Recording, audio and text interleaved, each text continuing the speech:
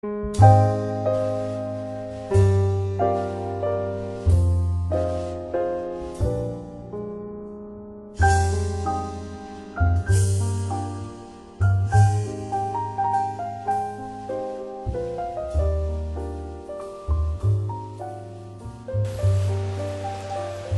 tardes. En el día de hoy, desde el Sistema de Información y Comunicación Autovernes, comenzamos una serie de entrevistas a líderes sindicales con la finalidad de conocer cuál es la realidad en este marco en los tiempos que nos está tocando vivir.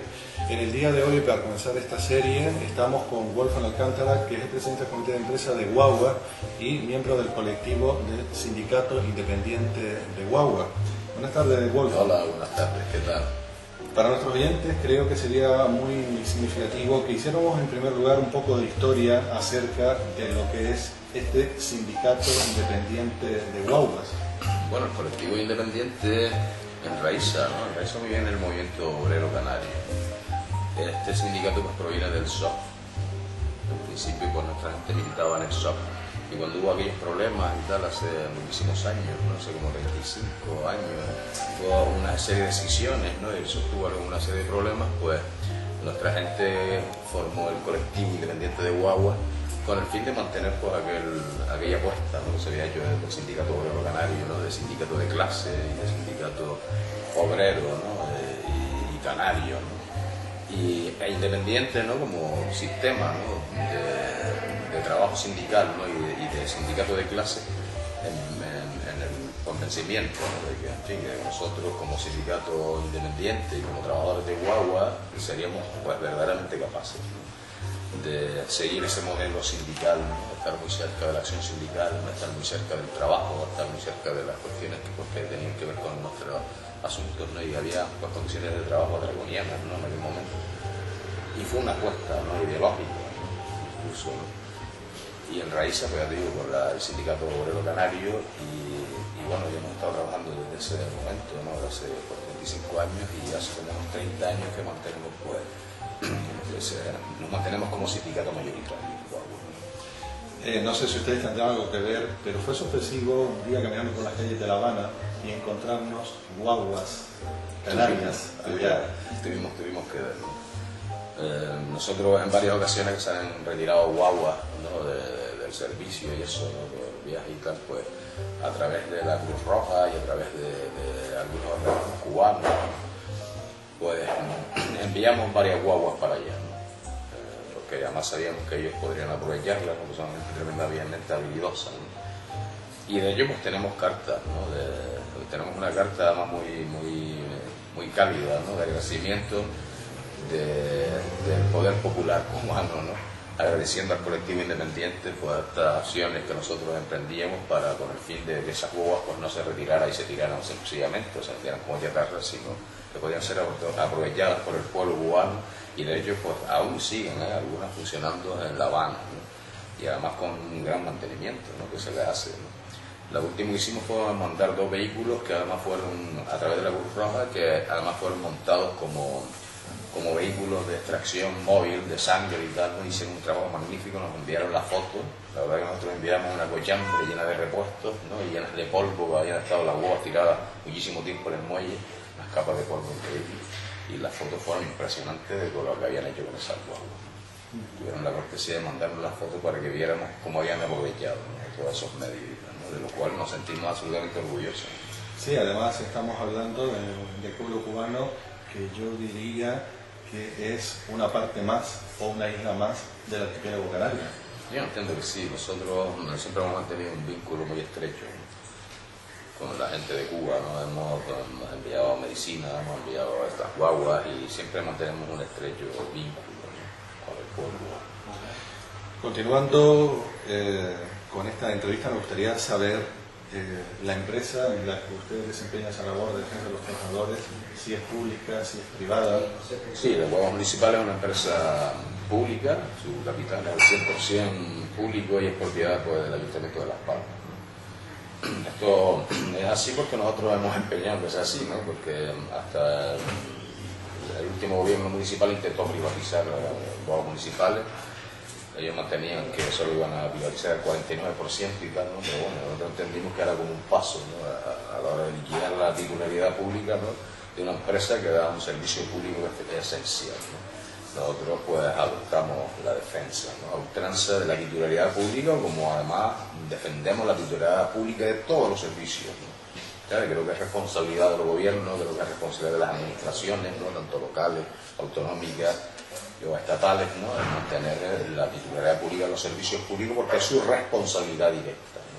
¿Qué consecuencias cree usted que tendría la privatización de huevos municipales, tanto para los trabajadores, para el servicio y para los usuarios? Yo creo que serían las consecuencias típicas, ¿no? Que además no son nuevas ni novedosas, ¿no?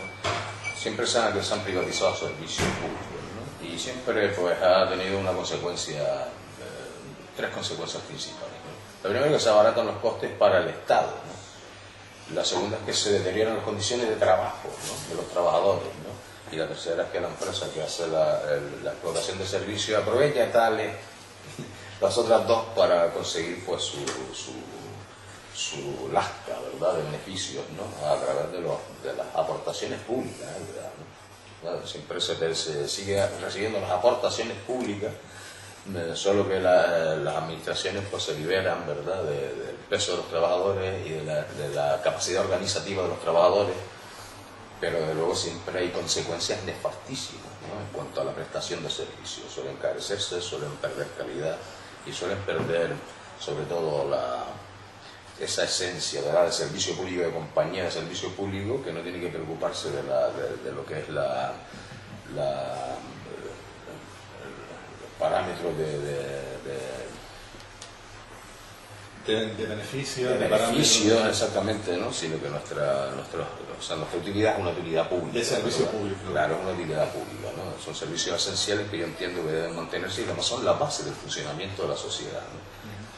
Yo que particularmente desempeño mi trabajo en Las Palmas y cuando estoy en Las Palmas me muevo en el servicio público, ya no por mí, sino por el resto de los usuarios, nunca escuché quejas del servicio de guaguas municipales, con lo cual fue de extrañar que se estuvieran planteando supuestamente esa privatización, porque en principio ellos le imputan a que la gestión pública no es eficiente para justificar su privatización, pero sin embargo en este caso los usuarios no lo he escuchado yo con quejas del servicio público. Ellos siempre utilizan el mismo argumento, ¿no? Yo entiendo como un argumento falaz, las empresas de transporte público son deficitarias por definición, ¿no? Por definición. Los costes de explotación son los que son y no pueden ser trasladados al consumidor, ¿no? No pueden ser trasladados al usuario, ¿no? Pues las tarifas, por ejemplo, de autofinanciación son altísimas, ¿no?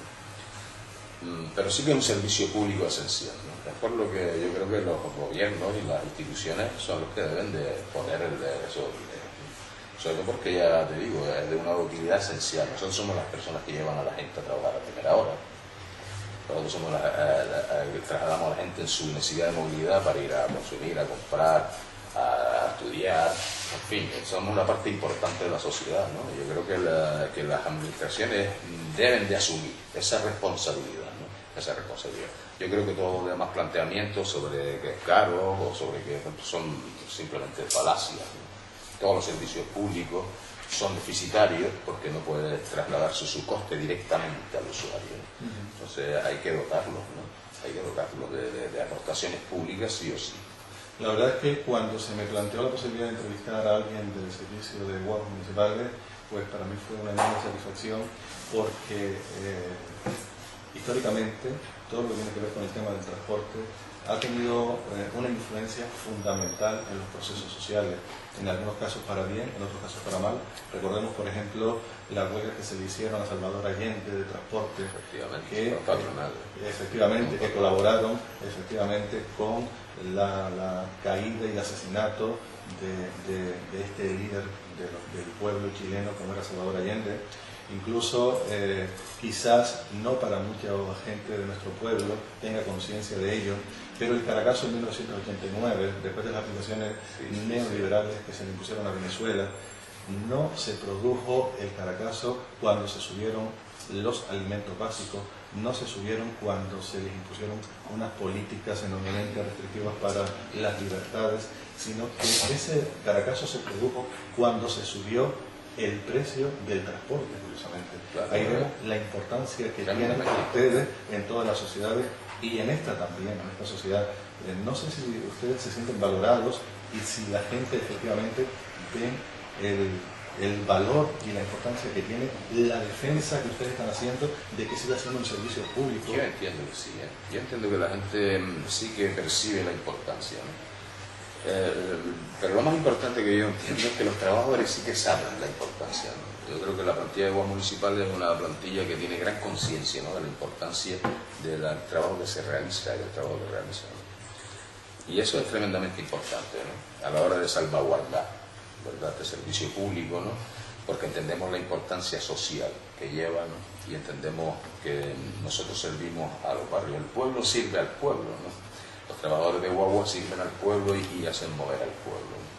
Y ya te digo, lo llevan pues, a hacer las cosas tremendamente importantes que requieren la sociedad humana, ¿no? Esta necesidad de transporte es primordial, ¿no? La gente va a trabajar, ¿no? Tú imagínate, nosotros mandamos una guagua a las 5 de la mañana a Tamar Aceite, ¿no?, a recoger a esos trabajadores que vienen a trabajar a Las Palmas, ¿no?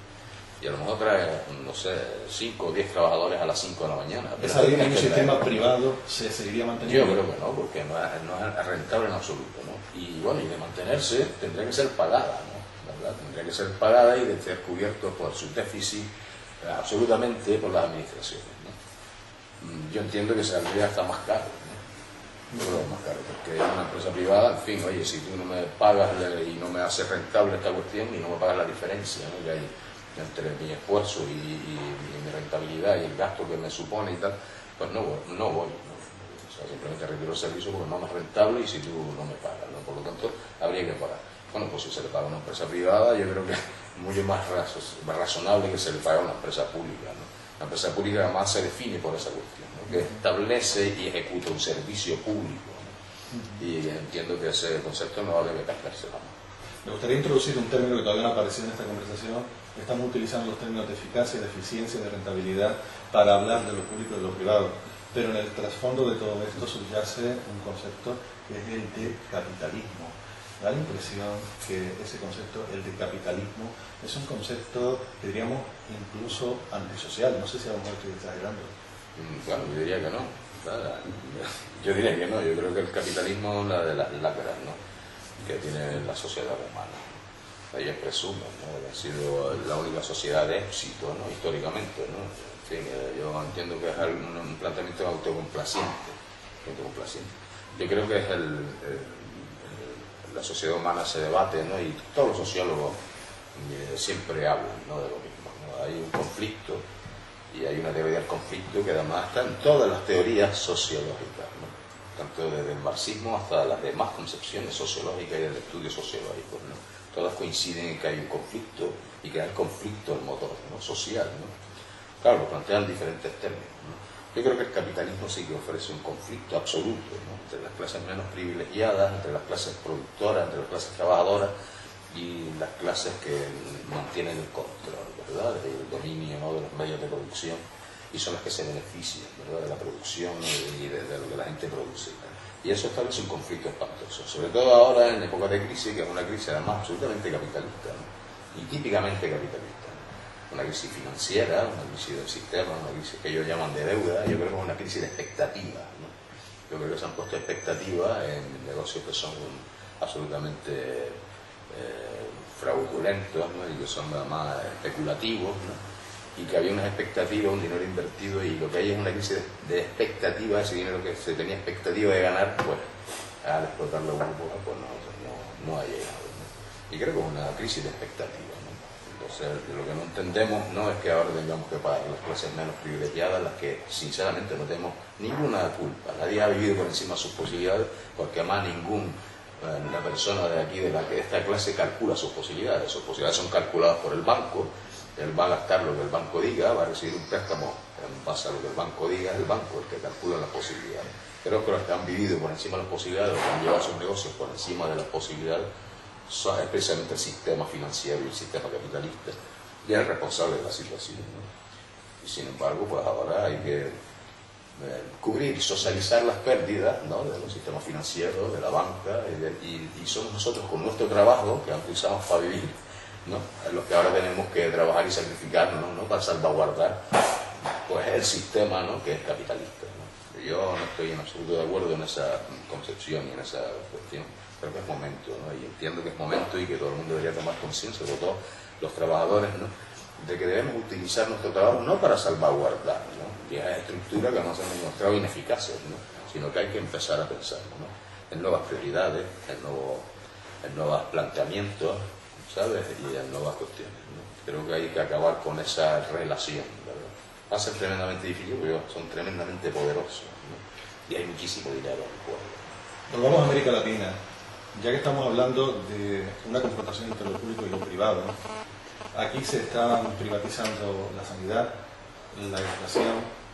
En la ronda de Hong Kong de la Organización Mundial del Comercio se planteó la privatización del agua también. Sí, sí, lo que es curioso es que esto se planteó en la ronda de Hong Kong hace como 5 o 6 años, pero en el 2000 se crean los AGCS, que era el Acuerdo General de Comercio de Servicios, que era una creación de la Organización Mundial del Comercio, y da la impresión de que parece que todo lo que está sucediendo hoy día con la dificultad de la crisis, como que estaba ya planificado. Sí, con lo cual, si seguimos andando y profundizando en nuestra tierra, en Canarias, y observamos que según la agencia tributaria, el 0,2% de las familias canarias controlan el 80% de la riqueza canaria, y que la misma agencia viene a decir que el Producto Interior Bruto de Canarias, si se distribuyera equitativamente, le correspondería a cada canario 1.750 euros al mes, estaríamos planteándonos esa falsa idea de que decían que estamos viviendo por encima de nuestras posibilidades. A lo mejor es absolutamente falso. Yo creo que es absolutamente falso. Y para más te voy a decir una cosa. Estos acuerdos, ¿no? De estas organizaciones de comercio y estas organizaciones supranacionales y de este tipo de organismos, es un plan siniestro realmente, ¿no? Y realmente sí que están haciendo cosas del verdadero espanto, ¿no? Si te fijas y te pones un poco de atención. Hay un montón de empresas que están comprando tierras de cultivo en África, ¿no? Empresas francesas y empresas multinacionales, ¿no? Que están comprando tierras de cultivo, hectáreas y hectáreas de tierras de cultivo, porque saben que las necesidades de mañana será la alimentación, el agua, ¿sabes? Y eso será el motivo de la guerra de mañana, ¿no? Del conflicto social espantoso, ¿no? Que va a haber, ¿no? O sea, ya no vamos a discutir por el petróleo ni por este tipo de cuestiones, vamos a discutir por cosas que son básicas para la supervivencia de las personas, ¿no? Y los conflictos serán terribles, ¿no? Terribles. Ellos están tomando posiciones, ¿no? Bueno, ya viste que en Bolivia hubo una guerra del agua, ¿no? Donde se había privatizado el agua, que era unas cosas de espanto, ¿no? Lo que planteaba esa empresa francesa y que formó allí pues, una guerra que costó unos muchos muertos, ¿no? En Bolivia, ¿no? Pero que hizo que los pueblos se llegaran a la calle, ¿no? A la calle. Y este tipo de cosas están sucediendo en el tercer mundo, pero yo creo que lo que está sucediendo en el primer mundo, que ellos llaman, ¿no?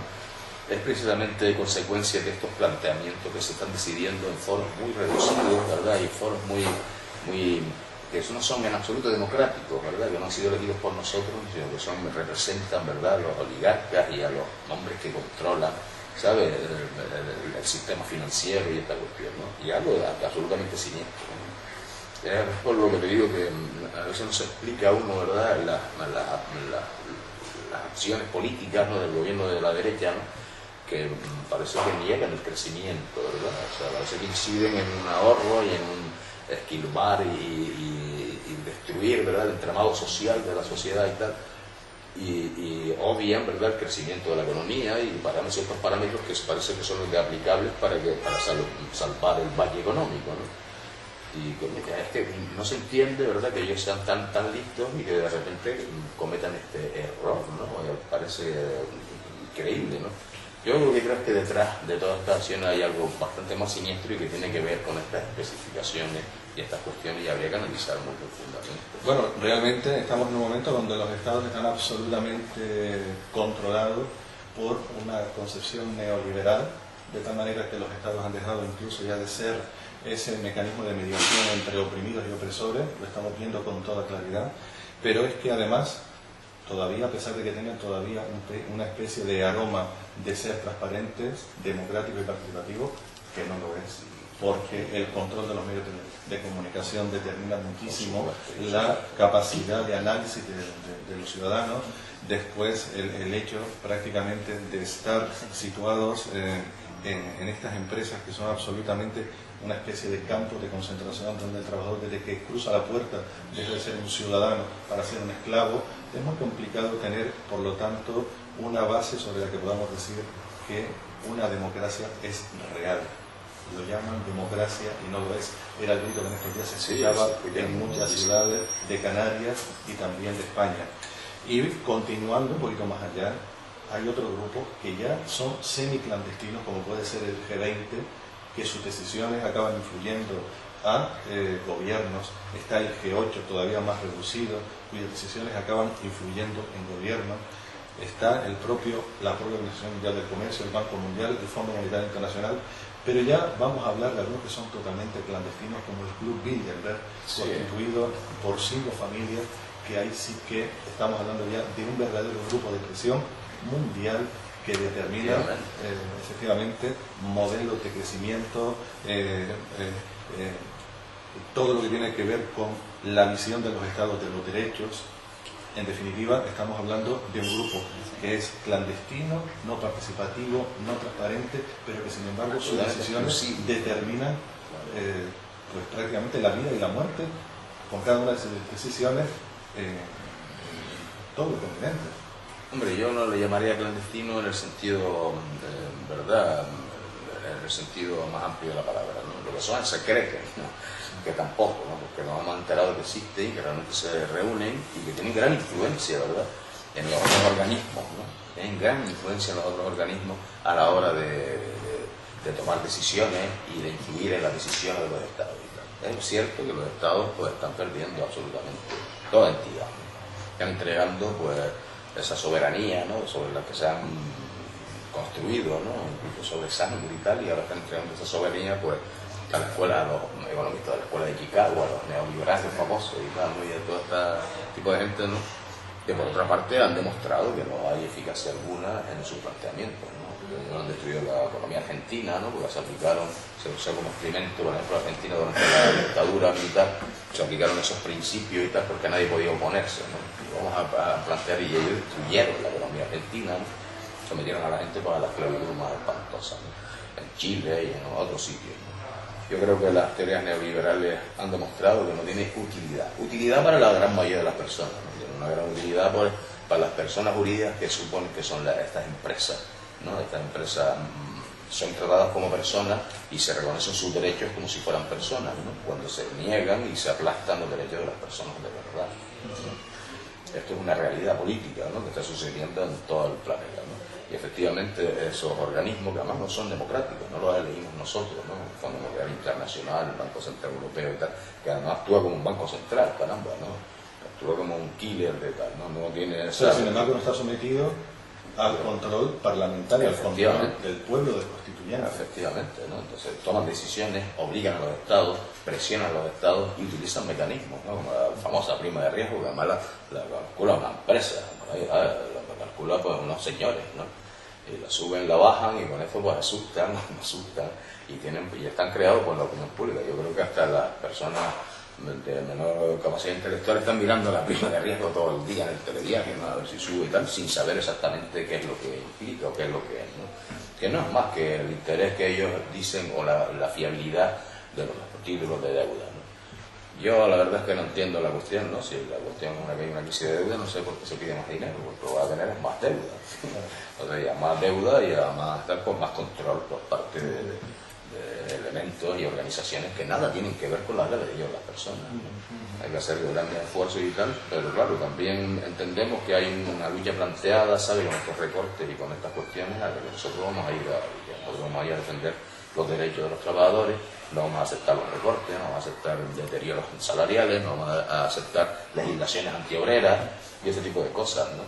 Pero sí que necesitamos, por ejemplo, cerrar un frente, ¿no? Tenemos varios frentes abiertos, uno de ellos es el convenio colectivo y además conviene cerrarlo con un acuerdo porque garantizaría, ¿no?, que por ahí, por ejemplo, no podrían atacarnos, ¿no?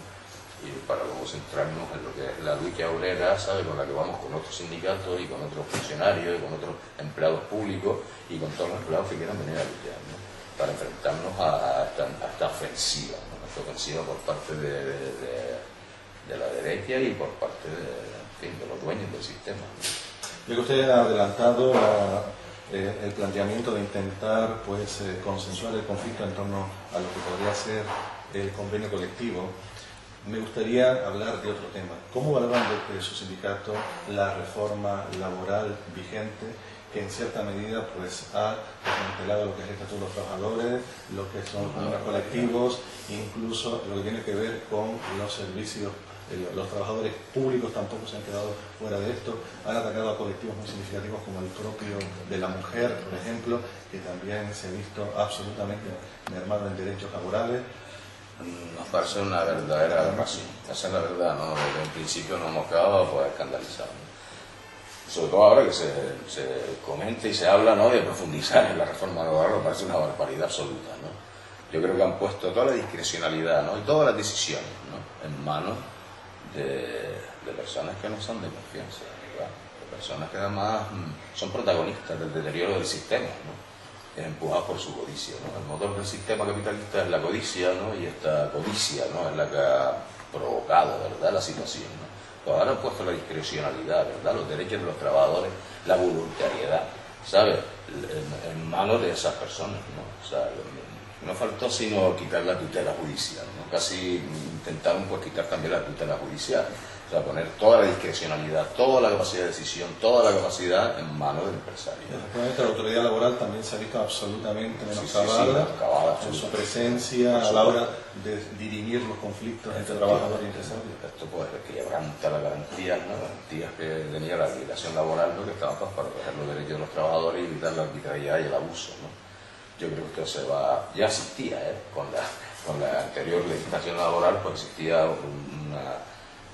una cantidad de fraude contractual y de todo tipo, ¿no?, en las relaciones laborales, y ahora pues aumentará una barbaridad, ¿no? O sea, porque se ha puesto en manos de la discrecionalidad absoluta, ¿no?, de las empresas, de los empresarios, y se están produciendo abusos de espanto, ¿no? Se están pagando salarios absolutamente miserables, que ya eran miserables, ¿no?, en Canarias, son de vergüenza los salarios que están pagando, y ahora sí que se están pagando salarios de absoluta vergüenza y condiciones laborales tremendas y nefastas, ¿no?, tremendas y nefastas. Y entendemos que esto va a ser sobre todo en Canarias, ¿no? En Canarias, donde ya existía una bolsa, una cantidad de paro de espanto y un fraude tremendo en las relaciones laborales y en las relaciones contractuales, creo que va a ser absolutamente, se van a dar casos de verdadero espanto, ¿no?, en cuanto a las relaciones laborales. Y bueno, y también los trabajadores públicos han alcanzado su parte, ¿no? También pues, han perdido gran parte de su protección, aunque mantienen, entiendo yo, que lo más importante es la capacidad organizativa, ¿verdad? En fin, que ha sido heredada y que, en fin, es el único enemigo ahora mismo, bueno, es por ahí de enfrente, ¿no? ¿Sabes? La capacidad organizativa de los trabajadores públicos, ¿no? Por esto que las empresas privadas pues son pequeñas y medianas empresas, no tienen ninguna capacidad de evaluación, ninguna capacidad de defensa, ¿no?, ante los abusos empresariales. Es curioso que esta llamada crisis es muy eficiente para el recorte de derechos, pero sin embargo no para el recorte, por ejemplo, de beneficios de bancos. Hay dinero para los bancos, no hay dinero para la sanidad, para la educación. Las cifras son tremendas, ¿no? Se le da todo tipo de privilegios al empresario, se le quitan derechos adquiridos a los trabajadores, con lo cual da la impresión de que esta crisis parece más un comodín. Sí, a mí no me extrañaría nada. Yo entiendo que no es, realmente yo creo que es como un reseteo, ¿no? Vamos a resetear esta cuestión, vamos a ponernos a cero y tal, ¿no? Y vamos a partir pues, de posiciones que son las que además deseamos. Está todo el mundo entusiasmado, ¿no? Han estado aplicando la reforma laboral además de una forma que hasta algunos jueces están pues, poniendo un poco de freno, y diciendo, no, mire, disculpen, no era eso lo que queríamos decir, ¿no? Porque se están haciendo verdaderas barbaridades, ¿no? Afortunadamente están habiendo sentencias que están poniendo un poco los puntos sobre la I, ¿sabes? Y que le están informando pues, a los empresarios de que no hay absoluta discrecionalidad, no es café para todos, por Dios, ¿no? Hay una serie de historias que están por ahí, ¿no? De otra forma no será suficiente. Es evidente, ¿no?, de que la situación laboral se deteriorará una barbaridad y en Canarias tendrá efectos verdaderamente devastadores, verdaderamente devastadores para las clases menos privilegiadas que ya lo están pasando bastante mal, ¿no? Yo creo que el año que viene se verán casos verdaderamente de espanto en los barrios canarios, y en todos los barrios canarios, los barrios obreros. La situación se pondrá verdaderamente difícil, Hemos llegado al final de esta entrevista para el sistema de comunicación Auto Hermes.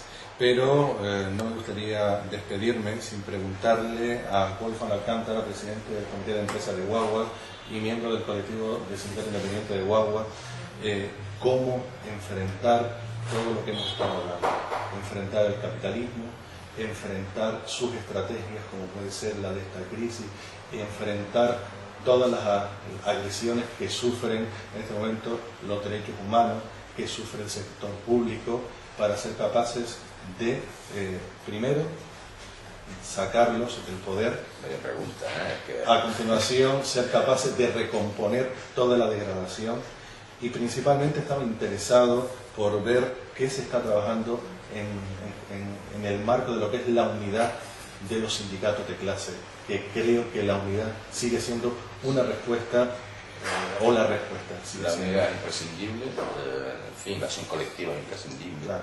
La conciencia de clase es imprescindible. Yo creo que las personas deben de empezar a pensar, ¿no?, en sus intereses de clase, como clase trabajadora y como clase obrera, ¿no?, y que están absolutamente contrapuestos, ¿verdad? Los intereses, pues, de la banca y los intereses de ciertas personas que quieren hacernos compartir esos intereses o quieren intentar hacernos sentir parte de su club, ¿no? No hay club, el club es exclusivo y es de unos cuantos, ¿no? Y yo creo que en la unidad y en la conciencia y en todo ese tipo de cosas es primordial, ¿no? Es tremendamente difícil, ¿no? De cualquier manera están habiendo contacto, los sindicatos se han estado reuniendo y haciendo movilizaciones cada vez más numerosas, ¿no? Y esto, pues, la verdad que va animando un poco, ¿verdad?, el asunto, ¿no? Las manifestaciones que se están llevando a cabo son cada vez más numerosas, son cada vez más, la gente va tomando conciencia cada vez más, ¿no? Y creo que es absolutamente imprescindible, ¿no? Y reforzando esa cuestión, ¿no?, y reforzando la información, porque es verdad que ellos tienen los medios de comunicación, ¿no? Los medios de comunicación de masa, pues, han sido copados, ¿verdad?, por el grupo Prisa, por grandes grupos de información que lo que pretenden crear opinión pública favorable, ¿verdad?, y un sistema de contrainformación, ¿no? Yo entiendo que es tremendamente importante Internet, ¿no?, que es un medio libre donde uno se puede expresar y donde se puede encontrar, pues, verdaderas opiniones que están enfrentadas a la opinión general que se pone en los medios de comunicación de masa, ¿no? ¿Sabes? En los medios de comunicación de masa nunca se lleva gente, se hacen debates que yo llamo en la cáscara, nunca se habla del queso, ¿no? Si no se habla en la cáscara, ¿no? Se hace un debatito un poco, pero siempre con los parámetros, eso jamás se discute, ¿verdad?, cuáles son los parámetros de la sociedad, las cosas, estas cuestiones, ¿no? Yo creo que el debate debe profundizarse, debe hablar gente que además tiene otras opiniones y otros criterios, ¿no? Y además hablamos mucho sentido común, con mucha coherencia, ¿no? Y eso son la gente que debe de entrar en el debate para que la gente vaya entendiendo que sí que hay otro camino, sí que hay otras posibilidades, sí que hay otras posibilidades y que los esfuerzos puestos en esas posibilidades sí que darían resultados, ¿no? ¿Sabe? Que los esfuerzos que se nos siguen para sostener a la otra cuestión no sirven sino para sostener lo mismo y para mañana volver a lo mismo, ¿no? Y para quebrar el futuro de nuestros hijos y para transformar a nuestros hijos y nietos en esclavos del mismo sistema, ¿no? Yo creo que hay que profundizar el debate y hay que llevar a la gente y hay que hacer que la gente que habla con sentido común y con coherencia y que tiene, ¿me entiendes?, otros planteamientos que son muy, muy buenos y un camino verdaderamente viable y posible, ¿no?, se debe de poner en el debate para que la gente entienda que sí, tirando por ahí, y aunque se hagan los esfuerzos necesarios, ese sí que sería un esfuerzo verdaderamente creativo, un esfuerzo que sí que nos podría llevar a una sociedad bastante más justa y una sociedad donde valdría la pena ser trabajador y trabajar y ganarnos el culo para el futuro. Una constitución inspirada por el cubano canario José Martí decía que la explotación del hombre por el hombre, lo dice en su preámbulo de la Constitución cubana, la explotación del hombre por el hombre determina la humillación del explotado y la degradación del explotador. Estos últimos 30 segundos me gustaría que los usara para hablar con nuestros oyentes y decirles que ese modelo se va a superar y que lo vamos a hacer en breve. Yo confío, ¿no? Por eso nosotros luchamos y confiamos en que ese modelo se tendrá que imponer, ¿no? Por una cuestión de sentido común, ¿verdad? El sentido común entiendo que al final se impondrá, y que la mentira pues siempre saldrá a la luz, ¿no? Y que por muchos esfuerzos que ellos hagan y por mucho que nos engañen, al final siempre surge la verdad. Hoy que los medios de comunicación son tan democráticos y hay tanta posibilidad de acceder a la información, creo que la mentira se irá perfilando como mentira y las verdades se irán perfilando como verdades y las personas irán eligiendo, ¿no?, el camino, ¿no?, el camino que nos va a llevar pues a esa sociedad, ¿no?, mejor repartida, más solidaria. Y donde las personas puedan desarrollarse personalmente, ¿verdad?, para después actuar y vivir colectivamente.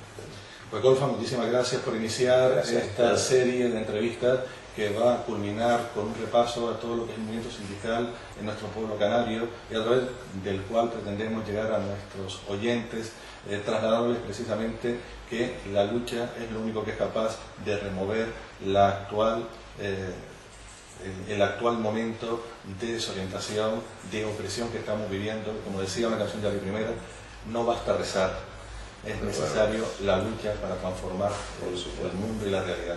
Pues desde el Sistema de Comunicación Autovernes, muy agradecido de tenerlos aquí. Muchas gracias. Y esperamos contar con su presencia en otro momento. Cuando ustedes quieran, y además les animo a continuar con esta cuestión porque además es tremendamente importante y además yo entiendo que es imprescindible. Muchas gracias por todo. Hasta la próxima cita, nos despedimos del Sistema de Información Autovernes, que continuaremos con nuevas entrevistas a líderes sindicales de este modelo organizativo que se está dotando a los trabajadores cada vez más conscientes para ser capaces de romper estas cadenas a las que nos somete el capitalismo, el imperialismo. Desde el Sistema de Comunicación Autovernes les rogamos a su vez que compartan estas entrevistas, porque la mejor forma de romper el bloqueo informativo es desde la comunicación popular. Muchísimas gracias.